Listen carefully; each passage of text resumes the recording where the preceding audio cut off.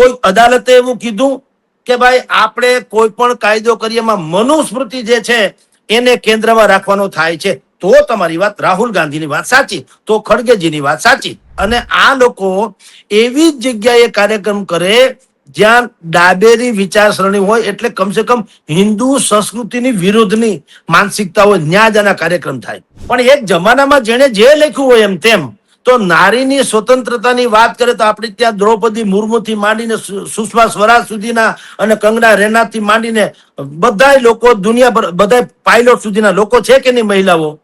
તમે રાહુલ ગાંધીને કહો કે તમે કોઈ દિવસ જે ધર્મગુરુ છે મૌલાના ઇત્યાદિઓ, એને તમે કહો કે કોઈ મૌલિનીજી કેમ નથી તમારામાં?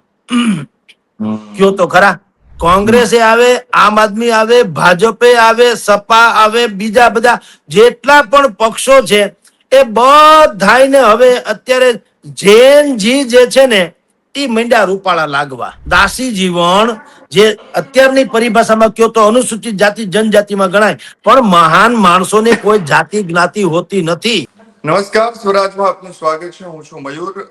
રાહુલ ગાંધી છે, તેમને પુણેની અંદર છાત્રો કી ગુંજ કાર્યક્રમની અંદર મનુસ્મૃતિને લઈને ફરી એક વખત નિવેદન આપ્યું છે અને તેમને લઈને હવે વિવાદનો મધપૂડો જે છે તે છંછેડાઈ ગયો છે. મનુસ્મૃતિ આમ તો આપણો પ્રાચીન સંસ્કૃતિ ગ્રંથ છે સંસ્કૃતનો, અને તેમને લઈને રાજ્યસભાની અંદર અગાઉ પણ કોંગ્રેસના જે મલ્લિકાર્જુન ખડગે છે તેઓ પણ બોલ્યા હતા ને તેમને લઈને પણ વિવાદ છંછેડાયો હતો. ત્યારે ફરી એક વખત રાહુલ ગાંધી છે તે મનુસ્મૃતિને લઈને પોતાનું નિવેદન આપ્યું છે અને તેમને લઈને ફરી એક વખત વિવાદ જે છે તે સામે આવ્યો છે. હવે આ મનુસ્મૃતિ છે શું અને મહિલાઓને લઈને આ બાબતે આપણે આમાં ચર્ચા કરવાના છીએ અને આ બાબતે આપણે આપણી સાથે વરિષ્ઠ પત્રકાર જગદીશ સર મહેતા જે છે તેઓ જોડાયા છે, ત્યારે તેમની સાથે જ સીધી વાત કરીએ. સર, સ્વાગત છે આપનું સ્વરાજમાં.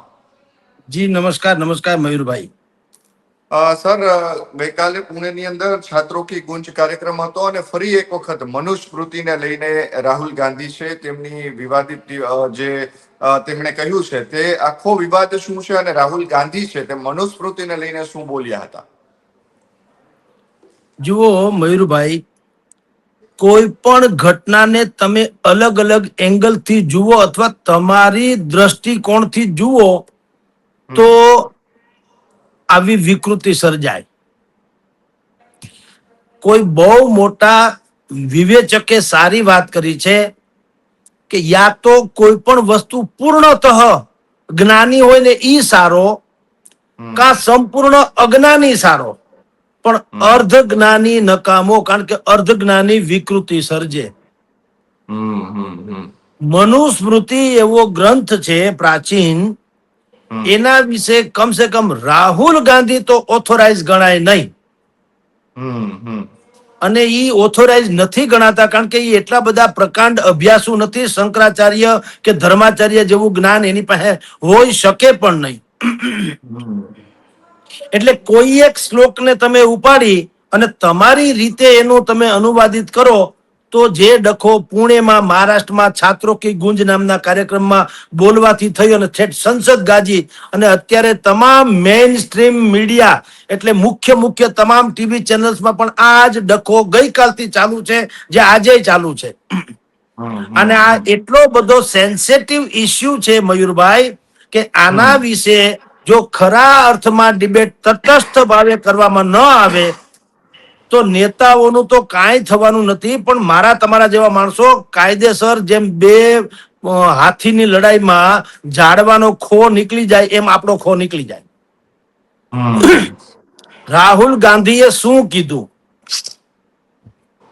જુઓ, શનિવારે પુણેમાં, મહારાષ્ટ્ર પુણેમાં આ છાત્રો કી ગુંજ નામનો કાર્યક્રમ હતો. જુઓ, એક તો પહેલી વાત, આજકાલ તમામ પક્ષો, એમાં કોંગ્રેસે આવે, આમ આદમી આવે, ભાજપે આવે, સપા આવે, બીજા બધા જેટલા પણ પક્ષો છે એ બધાને હવે અત્યારે જૈનજી જે છે ને એ મંડ્યા રૂપાળા લાગવા. પેલી વાત તો ઈ. શું કામ? આ જૈનજી ભલે બહુ જ કૌશલવાન છે, બુદ્ધિશાળી છે ને આ તેને બધું સમજ્યા, પણ અનુભવહીન હોવાને કારણે કેટલોક વર્ગ એને તમે ડાયવર્ઝનમાં પલટાવી શકો. કારણ કે એ પરિપક્વ નથી હોતો, કારણ કે અનુભવ તો થયા નથી. સાંભળવું બધી વાત જુદી છે. હમ સાંભળવું કે પણ અનુભવવું જુદી વાત છે. સમજવું એ અલગ વાત છે, સાંભળવું અલગ વાત છે, અનુભવવું જુદી વાત છે. હમ એટલે જૈનજીનો એક મોટો સમૂહ એવો છે કે એને તો હવે જો રાહુલ ગાંધીને પૂરી ખબર ન હોય તો જૈનજી જે છે એને મનુસ્મૃતિને શું લેવા દેવા. અને આ લોકો એવી જ જગ્યાએ કાર્યક્રમ કરે જ્યાં ડાબેરી વિચારસરણી હોય, એટલે કમસે કમ હિન્દુ સંસ્કૃતિની વિરુદ્ધની માનસિકતા હોય, ત્યાં જ આના કાર્યક્રમ થાય. રાહુલ ગાંધીએ મનુસ્મૃતિનો 5મા અધ્યાયનો 148મો શ્લોક જે બોલ્યા અને એનું ગુજરાતી કર્યું.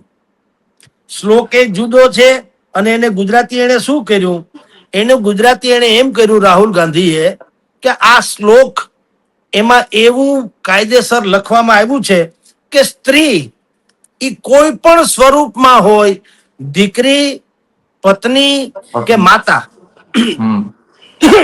કોઈ પણ સ્વરૂપમાં હોય તો પણ ઈ પુરુષોને આધીન રહેવી જોઈએ. આવો અનુવાદ કોણે કર્યો? ભાઈ રાહુલ ગાંધીએ. હવે વાસ્તવતા જુદી છે. તમે એક ગ્લાસ પાણીનો ભર્યો હોય તો એક ગ્લાસ ભરેલો કહેવાય અને અડધો ગ્લાસ ભરેલો કહેવાય ને અડધો ખાલી કહેવાય. કહેવાય ને, અડધો ગ્લાસ પાણીનો ભર્યો હોય તો તમે એને બે દ્રષ્ટિકોણથી મૂલવી શકો. અડધો ગ્લાસ ભરેલો, અડધો ગ્લાસ ખાલી. સત્ય બે છે, પણ અર્ધ સત્ય શું છે? તમારા દ્રષ્ટિકોણનો. રાહુલ ગાંધીએ મનુસ્મૃતિમાં શું કીધું કે એમાં મહિલાઓની સ્વતંત્રતાની બિલકુલ વાત આવતી નથી, બલકે મહિલા જે છે કોઈ પણ સ્વરૂપે હોય, પુત્રી, પત્ની કે માતા, એ પિતા, પતિ કે પુત્ર એને આધીન હોવી જોઈએ.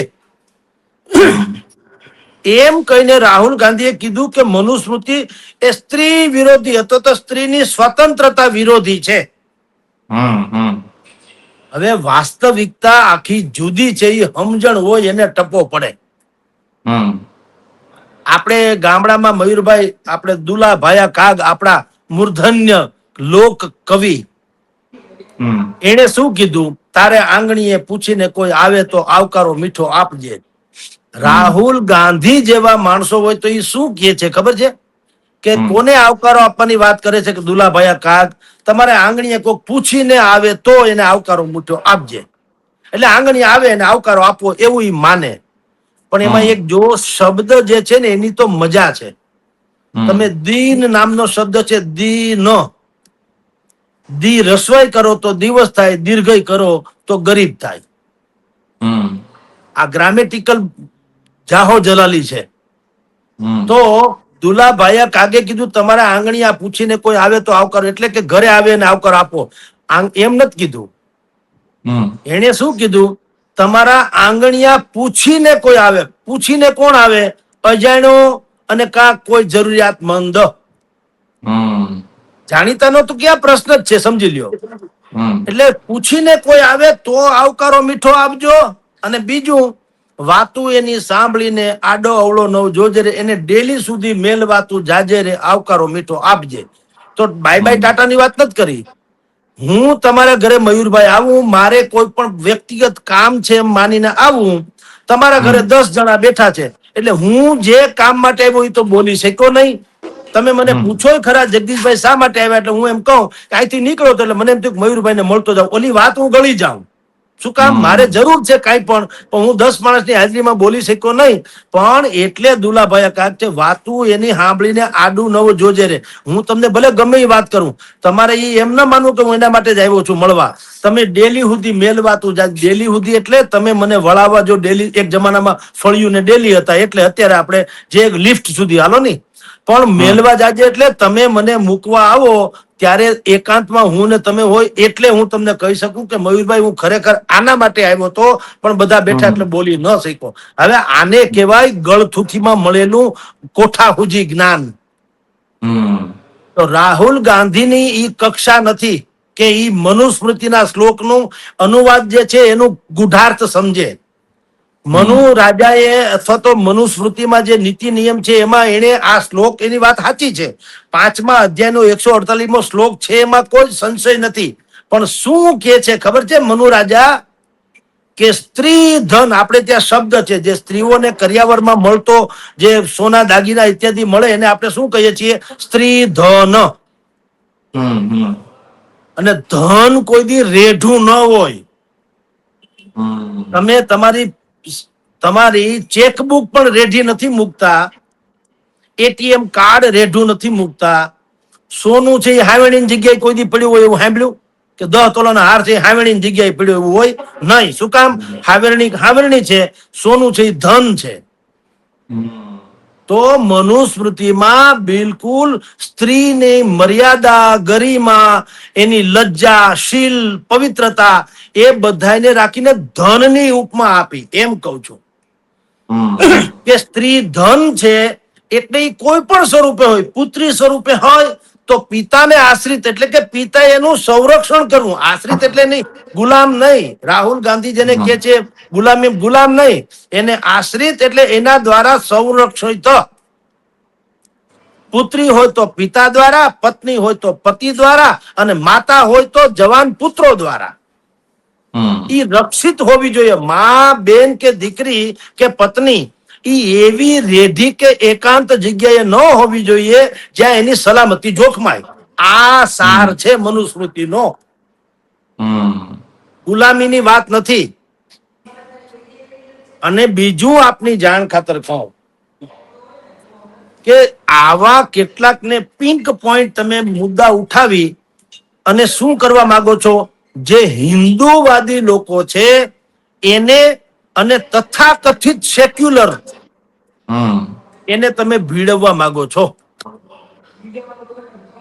શું કામ મયુરભાઈ? તમને કહું, મનુસ્મૃતિમાં જે લખ્યું હોય તે હાલો, પણ ઈ ક્યાં બંધારણીય ગ્રંથ છે? હાલો, મનુસ્મૃતિમાં આ તો બે ઘડી મેં મારી રીતે મૂલવું, પણ એ જવા દ્યો. ભાઈ રાહુલ ગાંધી કે છે એવા અનેક એમાં જેને કહેવાય વિવાદાસ્પદ એવા મુદ્દા છે, બે ઘડી માની લ્યો તો ભલે નહીં હોય, પણ એને ક્યાં કોઈએ બંધારણીય દરજ્જો આપ્યો છે ખરો? તો ભલે નહીં એમાં લખ્યું હોય, કોણ પાળે છે મને કયો? ક્યાંય સરકારે એવું કીધું? કોઈ અદાલતે એવું કીધું કે ભાઈ આપણે કોઈ પણ કાયદો કરીએ એમાં મનુસ્મૃતિ જે છે એને કેન્દ્રમાં રાખવાનો થાય છે? તો તમારી વાત, રાહુલ ગાંધીની વાત સાચી, તો ખડગેજીની વાત સાચી. પણ એક જમાનામાં જેને જે લખ્યું હોય એમ તેમ, તો નારીની સ્વતંત્રતાની વાત કરે તો આપણે ત્યાં દ્રૌપદી મુર્મુથી માંડીને સુષ્મા સ્વરાજ સુધીના અને કંગના રેનાથી માંડીને બધા લોકો, દુનિયા બધા પાયલોટ સુધીના લોકો છે કે નહીં મહિલાઓ? બંધન ક્યાં છે? આપણે ત્યાં તો મહામંડલેશ્વરો પણ હવે મહિલાઓ થાય છે ને. ભાગવત કથા પણ મહિલાઓ કરે છે.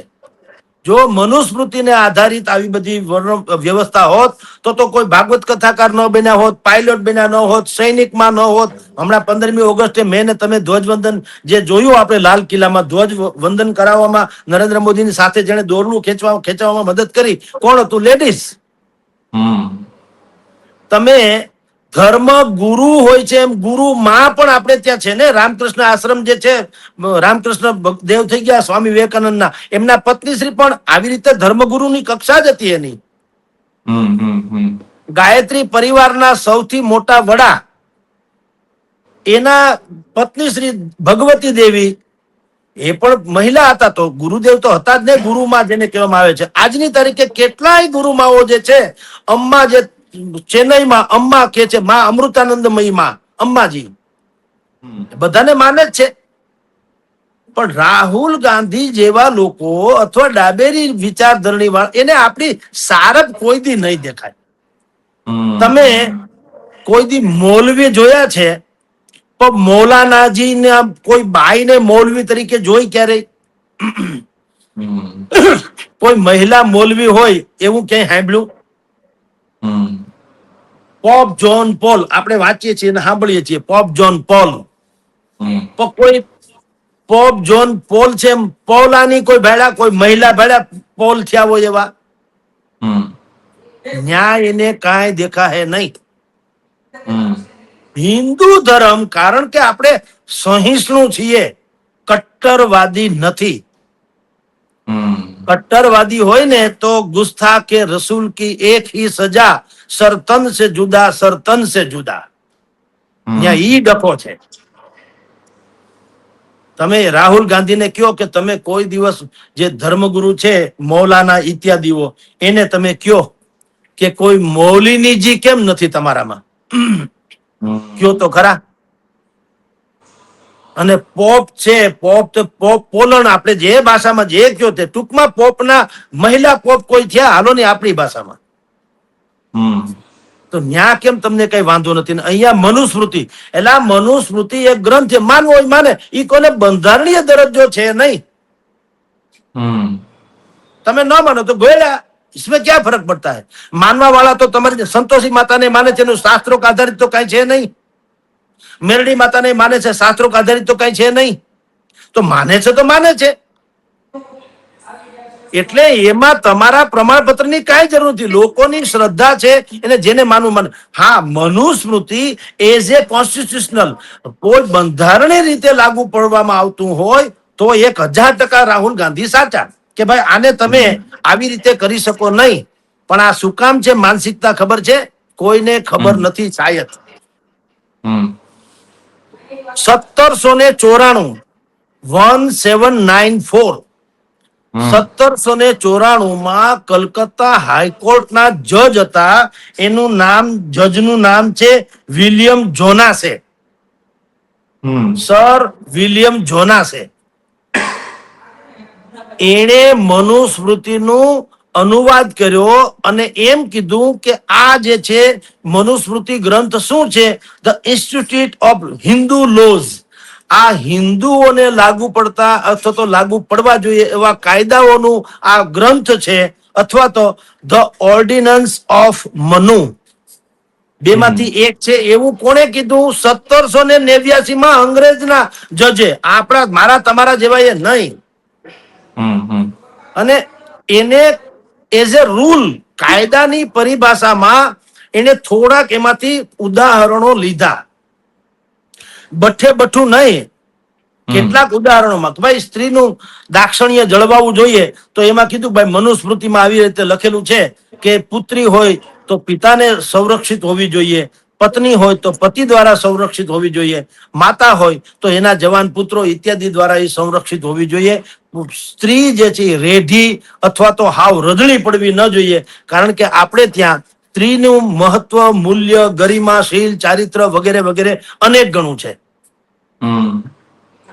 હવે ઈ સેન્સમાં ઈ સર મેં તમને કીધું તેમ વિલિયમ જોનાસે એ અનુવાદ કરીને કેટલીક ભાષામાં, કાયદાના ભાષામાં એને વાત કરી. પણ ઈ પછી તો ડોક્ટર બાબા સાહેબ આંબેડકર જેવી મહાન હસ્તી થઈ જેણે બંધારણ ઘડ્યું, અને એને સ્વયં બંધારણ ઘડવામાં આવી કોઈ જોગવાઈ નથી.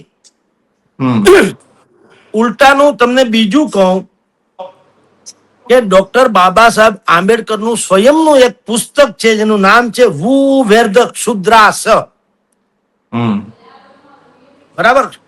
ક્ષુદ્ર એક જમાનામાં એક જે વર્ણ વ્યવસ્થાની વાતો બધા કરે છે ને કે બ્રાહ્મણ, ક્ષૈત્ર, વૈશ્ય અને ક્ષુદ્ર, એ 4 વર્ણમાં મનુ રાજાએ બધાને વિભાજિત કર્યા, દરેકના અલગ અલગ કામ. હવે આમાં પણ બહુ જ મોટી ગડમથલ છે. એ જાતિ કે જન્મ આધારિત નહોતું, કૌશલ આધારિત હતું. બ્રાહ્મણ એટલે બ્રહ્મ કુળમાં જન્મેલો હોય તે જ બ્રાહ્મણ એમ નહીં. બ્રાહ્મણ એટલે જે વિદ્વાન છે તે બ્રાહ્મણ. ઈ કાસ્ટ કોઈ પણ હોય, વિદ્વાન હોવો જોઈએ ઈ બ્રાહ્મણ. આપણે ત્યાં દાસી જીવનના ભજન પણ ભયંકર ગવાય છે. ગોંડલની બાજુમાં એની જગ્યા છે, એમાં માથું ટેકવવાથી માંડીને બાધા આખરી રાખનારા લોકો મોટા ભાગના સવર્ણો પણ છે. બોલો ક્યાં મનોવાદીની વાત આવી? મને કયો. દાસી જીવન જે અત્યારની પરિભાષામાં કયો તો અનુસૂચિત જાતિ જનજાતિમાં ગણાય, પણ મહાન માણસોને કોઈ જાતિ જ્ઞાતિ હોતી નથી. ગોરા કુંભાર લ્યો, ગોરા કુંભાર તો નથી બ્રાહ્મણ એને પગે લાગતા.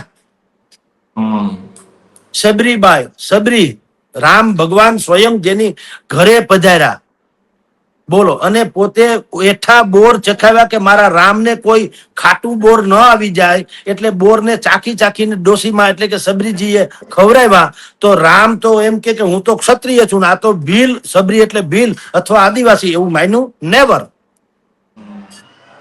કેવટ મછવારો, કેવટ એટલે મછવારો, માછલા મારનારનો ધંધો કરનારો. તો કેવટમાં જયારે પ્રસંગ દુલાભાઈ કાગે લાગ્યો, પગ મને ધોવા દો ને રઘુરાય, મને શક પડ્યો મનવાય, પગ મને ધોવા દો ને રઘુરાય. એને ભગવાન રામની પૂજા કરી, અર્ચના કરી, ખબર પડી ગઈ હતી કે આ તો ત્રિલોકનો નાથ છે. એટલે દુલાભાઈએ કાગે એની કાવ્ય રચનામાં પણ કેવટનું વાત તો આવી જ હતી, અર્થ સબરદ. એને કીધું મારે તમારા પગ ધોવા દો. શું કામ? પગ બુદ્ધિપૂર્વક ભગવાનના પગ સાક્ષાત રીતે ધોવાનો કેને લાહવો મળે, પણ એને શું કીધું, ઓલા ભગવાનને તો ખબર કે આ મફતમાં લાહવો લઈ જાય, એટલે ભગવાને થોડીક આનાકાની પણ કરી. તો કેવટે શું કીધું કે રજ તમારી કામણ ગારી, મારી નાવ નારી બની જાય, અને તો અમારા રંકજનની આજીવિકા ટળી જાય. જુઓ બાનું કાઢ્યું, ભાઈ તમારી રજ છે ને કામણગારી છે. તમે પથ્થરની શિલાને તમારો પગ અડાડ્યો, અહલ્યા નામની બાઈ થઈ ગઈ. એમ તમે જો મારી હોડીમાં બેસો અને તમારો પગ મારી હોડીને અડે ન કરે નારાયણ, અને એ સ્ત્રી બની જાય, તો અમારા રંકજનની આજીવિકા ટળી જાય. તો અમે ગરીબ માણસ નહીં, રોજી રોટીનો સવાલ થાય. તો કરવું હું માટે ભાઈ, અમારે તમારી રજ ન જોતી હો, પગ ધોયા વગર હું હોડીમાં નહીં આવવા દઉં. એમ કરીને એને પગ ધોઈ નાખ્યા પ્રભુના.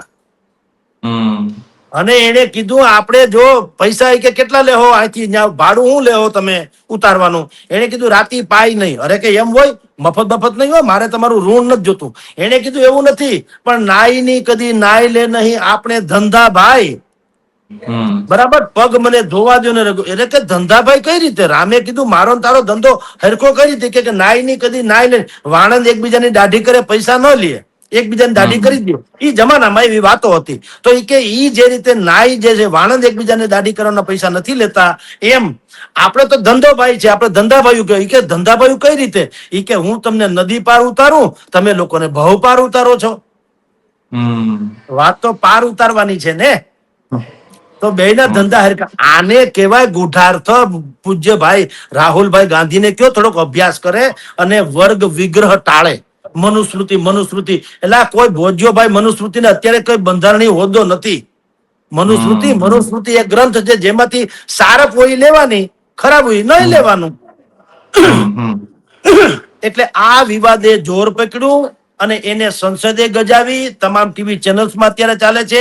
અને આખા દેશમાં અત્યારે સવર્ણો વર્સિસ જે છે કહેવાય કે પછાત કે દલિત કે શોષિત કે પીડિત, એ વર્ગોને સામસામા મૂકવાની પેરવી જે છે, એનું અત્યારે દ્વંદ્વ યુદ્ધ ચાલે છે. જે બિલકુલ મેં કીધું તેમ શરૂઆતમાં કીધું ને કે આ અર્ધ જ્ઞાનનું કારણ છે, કારણ કે અર્ધ જ્ઞાની વિકૃતિ સર્જે. જી મયુરભાઈ.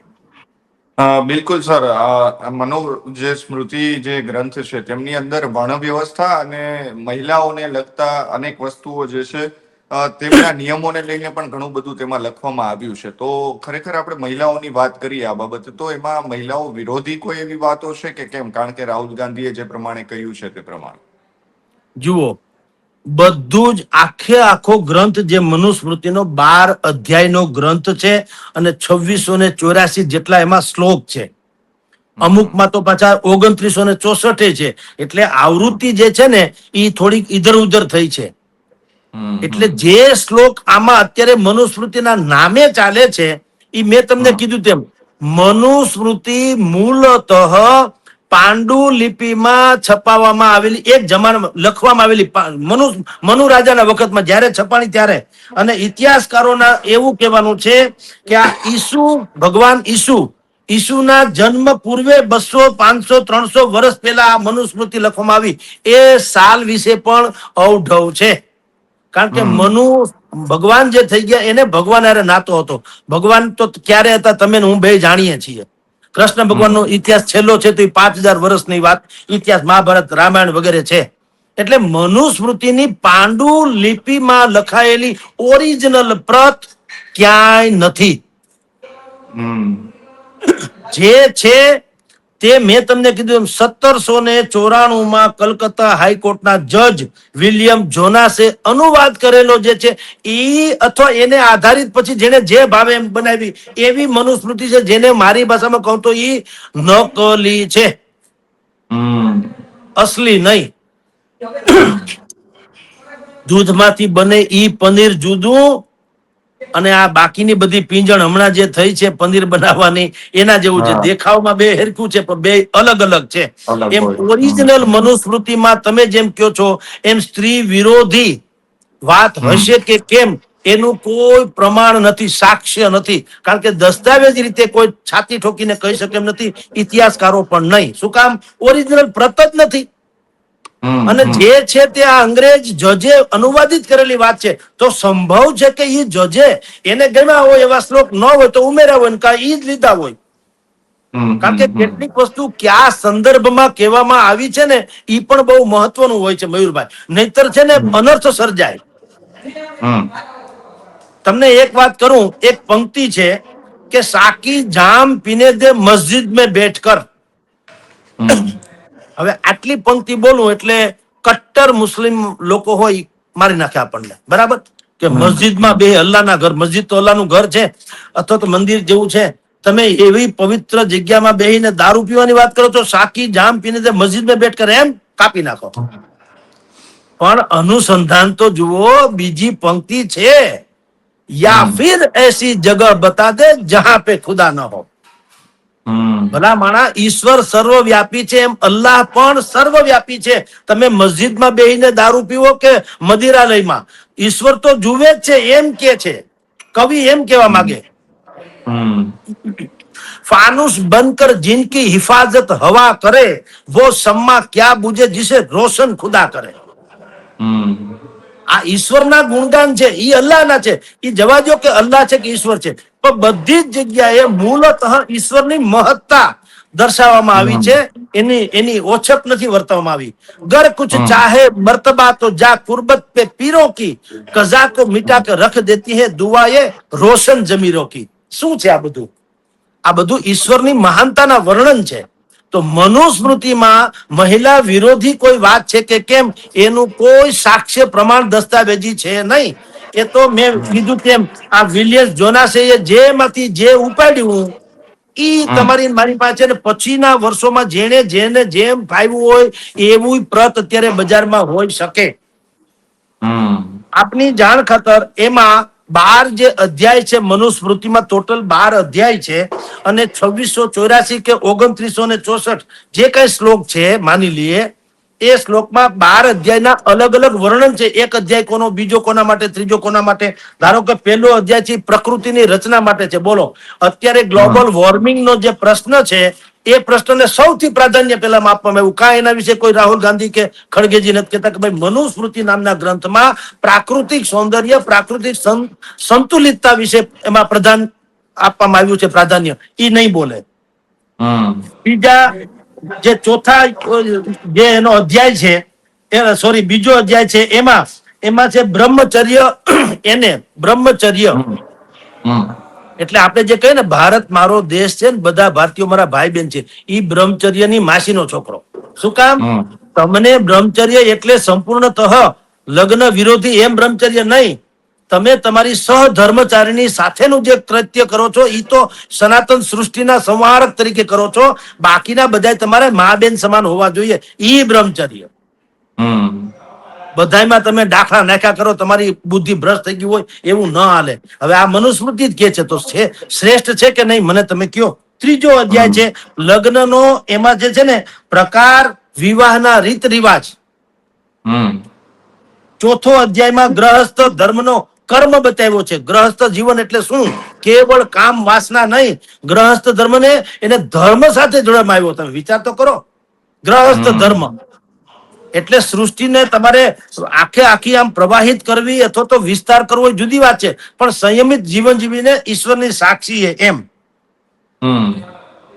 અને પછી પાંચમા અધ્યાયમાં મહિલાઓના કર્તવ્ય, શુદ્ધતા, અશુદ્ધતા, છઠ્ઠામાં કે આઠમામાં અપરાધ, ન્યાય અને એના વહન વિશે, પછી નવમામાં પૈતૃક સંપત્તિનો એક નવમા અધ્યાયમાં પૈતૃક સંપત્તિ વિશે કહેવામાં આવ્યું છે ને એમાં કહેવામાં આવ્યું છે કે મહિલાઓ પણ પિતાની સંપત્તિમાં 1/3 હિસ્સેદાર છે. બોલો, હવે જે સ્ત્રી સશક્તિકરણની અત્યારે આપણે વાત કરીએ છીએ અને અદાલતો આજકાલ જે ચુકાદા આપી રહી છે કે દીકરીનો પણ દીકરા જેટલો જ હિસ્સો સંપત્તિમાં હોય છે, એ તો મનુ રાજાએ જો કહેવાય છે તો હજારો વર્ષો પૂર્વે કહી દીધો, તો એ સારું કે ખરાબ?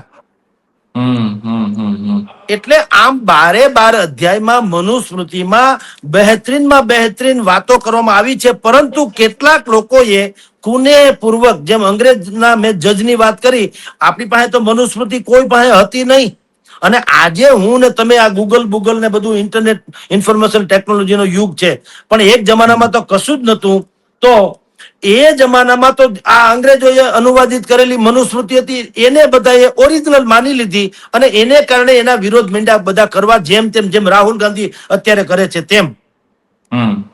બાકી વાસ્તવિકમાં શંકરાચાર્ય જીવો, ધર્મ ગુરુઓ, હિન્દુ સંગઠન જેવા જે એ લોકો છે, સનાતન સંસ્થાઓ છે, અને બાકી બધા જ લોકોએ કીધું છે કે આ મનુસ્મૃતિ તો જીવનની બહેતરીન શૈલી બતાવે એવી વાતો છે ને એમાં મહિલા વિરોધી કાંઈ નથી, બલકે એમાં એક શ્લોક છે બિલકુલ પ્રચલિત છે.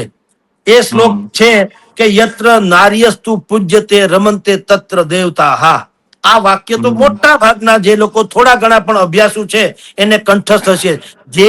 જ્યાં પણ નારીની પૂજા થાય છે, એની ગરિમા જળવાય છે, એનું માન ભંગ નથી થતો, એનું સન્માન થાય છે. યત્ર નાર્યસ્તુ પૂજ્યતે રમંતે તત્ર દેવતા. ત્યાં ઈશ્વરનો વાસ હોય છે, પરમાત્મા રાજી થતા હોય છે. જો બોલો, આ મનુસ્મૃતિનો શ્લોક છે, ક્યાં કઈ પ્રોબ્લેમ થયો મને કયો? અને સ્વયં બાબા સાહેબ આંબેડકરે, મેં તમને કીધું ને કે વુ વેર ક્ષુદ્રાસ અને ધસ અનટચેબલ નામના 2 પુસ્તક છે. એમાં સ્વયં ડોક્ટર બાબા સાહેબ આંબેડકરે કીધું છે કે મનુના કાળમાં, મનુ એટલે મનુસ્મૃતિ વાળી વાત કરું છું, મનુ ભગવાન, એના કાળમાં આધુનિક અસ્પૃશ્યતા જેવી કોઈ વ્યવસ્થા નહોતી.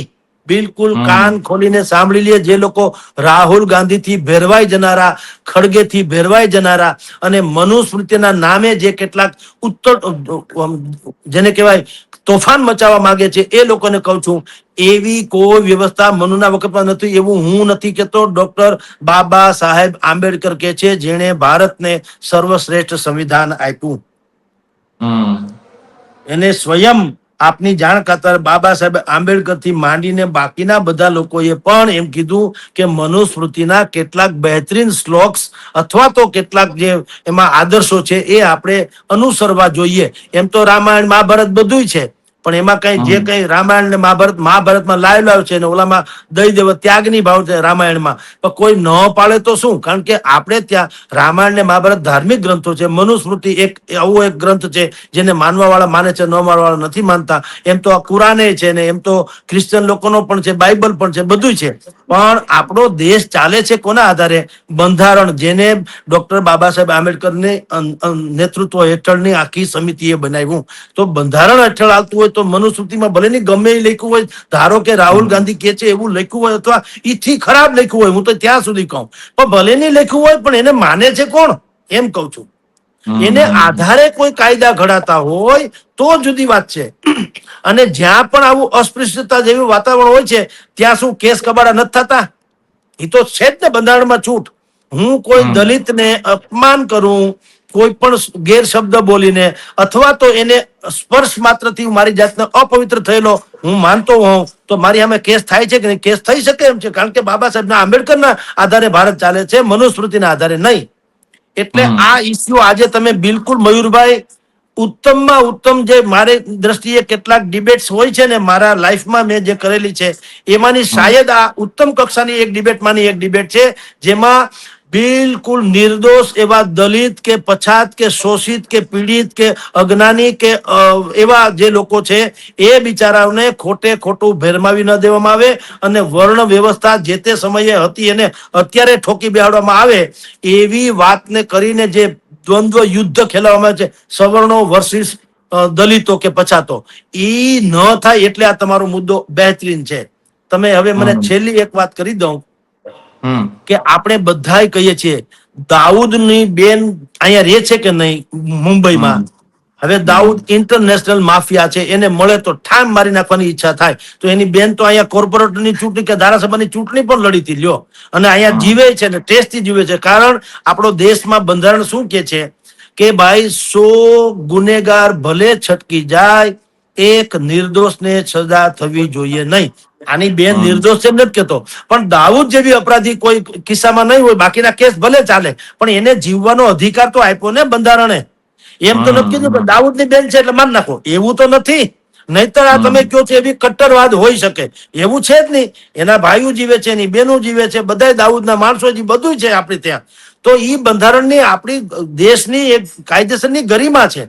તો એવી હમ રીતે જેમ દાઉદના અપરાધની સજા એની બેનને કે એના છોકરાને ન થવી જોઈએ, એમ મનુ રાજા લખી ગયા એટલે અત્યારે એને અહીંયા સજા કરવાની શું જરૂર કે ભાઈ મનુ રાજા આમ લખી ગયા હતા એટલે આનો ઉચ્ચ વર્ગના જેટલા લોકો છે એને સજા આપો અને બાકીના જે કહેવાતા શોષિત પીડિતો છે એને સહાય. તો એને સહાય આપવામાં કોઈને વાંધો નથી, કોઈ ઉચ્ચ વર્ગના લોકો એમ નથી કહેતા સહાય ના આપવા જોઈએ, બલકે આપણે બધા જ ઈચ્છીએ છીએ કે સમાન ભાવે આખો બધા વિકસવામાં આવે તો દેશ ઉચ્ચ કોટીનો બને. એટલે મનુના નામે જે લોકો અત્યારે વિરોધ વંશ કરવા માંગે છે, વિધ્વંસકારી પ્રવૃત્તિ કરવા માંગે છે અને દેશને વિભાજિત કરવા માંગે છે, એક કોર સવર્ણો ને એક કોર બાકીના, એ જે છે એને ખાળવું અતિ જરૂરી છે. એટલે મયુરભાઈ, આજે તમે બાકીના બધા સબ્જેક્ટને બદલે આ ડિબેટ તમે જે કરી એ અત્યંત ઉત્તમ છે. કારણ કે ભાઈ ખડગે હોય કે રાહુલ ગાંધી હોય કે રાજકારણી કોઈ પણ હોય, જુઓ આ બધા અત્યારે શાસકમાં મોદી છે, એટલે ભૂતકાળમાં ભાજપ હતું વિપક્ષમાં ને એ શાસકમાં કોંગ્રેસ હતું. આ લોકો એવા ક્રોધિત થઈ જતા હોય છે કે એ ભાન ભૂલી જાય છે કે એ શું કરે છે, અને ગમે એ હાથ આવ્યું હથિયાર અજમાવી અને દેશને ખેદાન મેદાન કરવા માટે તેને ગમે એવા નિવેદન કરે. સંસ્કૃતમાં એક શ્લોક છે મયુરભાઈ, ક્રોધાત ભવતી सम्मोहात सम्मोहात स्मृति विभ्रमः स्मृति विभ्रमः बुद्धिनाशो ને બુદ્ધિનાશો પ્રણશ્યતિ. તમે જ્યારે અતિ ક્રોધમાં આવો ત્યારે તમે ભાન ભૂલી જાઓ છો, સંમોહિત થઈ જાઓ છો કોઈની વિરોધમાં, અને સંમોહિત થાવ છો ત્યારે સ્મૃતિ વિભ્રમ, તમે ભૂલી જાઓ છો કે એની સારપ શું છે. મનુ રાજાએ ધારો કે આ ગ્રંથ રચ્યો, એની ઓરિજિનલ પિંડુ જે પાંડુલિપિ કહેવાય છે એનો ગ્રંથમાં તમે જુઓ તો જુદી વાત છે, એ કોઈ પાસે છે નહીં. એટલે તમારા ક્રોધમાં ને ક્રોધમાં તમે સંમોહિત થઈ જાઓ છો, અને અત્યારે જે અવેલેબલ જે છે મનુસ્મૃતિઓ એને તમે બિલકુલ ઓરિજિનલ માની અને ટીકા કરવા માંડો છો. એટલે તમારી બુદ્ધિ નાશો પ્રણશ્યતિ, બુદ્ધિનો એમાં છે ને સમૂહાત બુદ્ધિ નાશ પામે, અને બુદ્ધિનો નાશ પામે એટલે સત્યાનાશ થઈ જાય. એટલે હું તમને કહું છું ફરી ફરીને કે આજે તમે જે આ ડિબેટ કરી એ અતિ ઉત્તમ છે. દેશના તમામ આપણા શ્રોતાજનો, તમામ વર્ગના, તમામ કોમના, આપણે બધા વી આર ધ ઇન્ડિયન્સ, આપણે બધા ભારતીય છે. બ્રાહ્મણ ને ક્ષત્રિય ને વૈશ્ય ને શુદ્ર ને એક જમાનામાં હશે. અત્યારે બાબા સાહેબ આંબેડકરનું બંધારણ બધે અમલમાં છે, અને આવું જ્યાં કઈ વર્ણ વ્યવસ્થાના આધારે કોઈને અન્યાય થતો હોય તો કાયદેસરનો એનો અપરાધની સજા થાય છે. અને કોઈ એવું માનતું નથી કે મનુ સ્મૃતિ આધારિત જ કાયદા હોવા જોઈએ. એટલે આ વિષય જે છે બહુ સમજવા જેવો હતો. ધન્યવાદ. જી બિલકુલ સર, તમે સમજાવ્યું તે પ્રમાણે મનુસ્મૃતિને લઈને, મનુસ્મૃતિ એક સંસ્કૃત ગ્રંથ છે, પ્રાચીન ગ્રંથ છે. ભાજપ છે, જ્યારે રાહુલ ગાંધી છે તેમના દ્વારા નિવેદન આપ્યું ત્યારે ભાજપ છે તેમણે કહ્યું છે કે ભારતની પરંપરા અને જે વારસો છે તેમનું અપમાન તેમણે કર્યું છે. એટલે આખો મુદ્દો અત્યારે હવે રાજકીય બની ગયો છે. ખૂબ ખૂબ આભાર સર, મનુસ્મૃતિ વિશે ખૂબ સરસ સમજાવવા બદલ. નમસ્કાર. નમસ્કાર. ખેડૂત ભાઈઓ છે એ ખેતરમાં ડ્રોન ઉડાવતા હોય છે ત્યારે આપણે એક પ્રશ્ન સતાવતો હોય છે કે જે આપણે અત્યાર સુધી જીપીએસ ટેકનોલોજી વાળા ડ્રોન વાપર્યા છે, જેથી કરીને મોબાઈલ ટાવર છે અથવા તો હાઈ ટેન્શન લાઈન પસાર થતી હોય, કોઈ વૃક્ષો હોય, ત્યારે જે જીપીએસ ટેકનોલોજી વાળા ડ્રોન છે એમાં ટકરાય અને ટ્રેસ થાય છે. પણ એગ્રીવન લાવ્યું છે જીએનએસએસ ટેકનોલોજી ડ્રોન, જેથી કરીને એ ડ્રોન છે એ કોઈ જગ્યાએ ટકરાય નહીં, પોતાની રીતે જ ડિસિઝન લે છે અને મૂવ થઈ જાય છે. જેથી કરીને જીએનએસએસ ટેકનોલોજી ડ્રોન છે એ વાપરવાનો આગ્રહ રાખો.